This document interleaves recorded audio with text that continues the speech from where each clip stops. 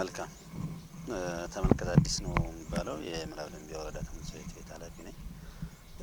በዚህ አመት በወረዳው በርካታ ተማሪዎችን መዝግበን እያስተማርን ያለ ቢሆንም ነገር ግን የክልል አቀፍና የሀገር አቀፍ ፈተና ተፈታኝ ተማሪዎችን ለፈተና ዝግጁ እንዲሆኑ በስነ ልቦናም በመማር ማስተማር ሂደቱም ዝግጁ እንዲሆኑ በርካታ ስራዎች ተሰርተዋል። ይህን ስራ ከሰራን በኋላ አሁን የፈተና ወቅት ነው ያለነው እንደ ወረዳ በ35 የስድስተኛ ክፍል በ21 ደግሞ የስምንተኛ ክፍል ተማሪዎች ፈተና ይፈተናሉ። ለዚህ ፈተና ሙሉ ዝግጅት አድርገናል።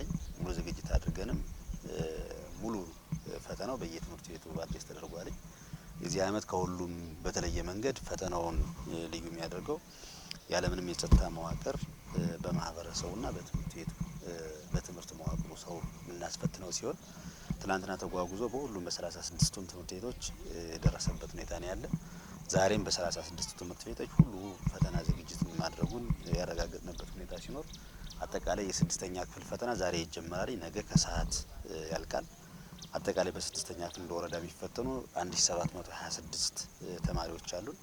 እነዚህ 1726 ተማሪዎችን በኦንላይን ፈተና ያለፉ በኦንላይን ምዝገባ ያለፉ ተማሪዎች ናቸውና ዛሬም ሁሉም ተማሪ እንዲዘጋጁ ሁሉም ተማሪ ፈተና ላይ እንዲገኙ ሙሉ ዝግጅት ያደረግንበት ሁኔታ ነው ያለው።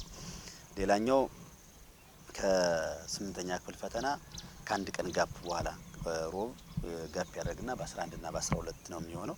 የ11 እና የ12ም ቢሆን አብሮ ፈተናው የተጓጓዘበት ፈታኞችም ትምህርት ቤት የገቡበት ተማሪዎችም ሮብ ተገኝተው ኦሪንቴሽን የሚወስዱበት ነውና በእነሱም 1503 የ8ኛ ክፍል ተማሪዎች በ21 ትምህርት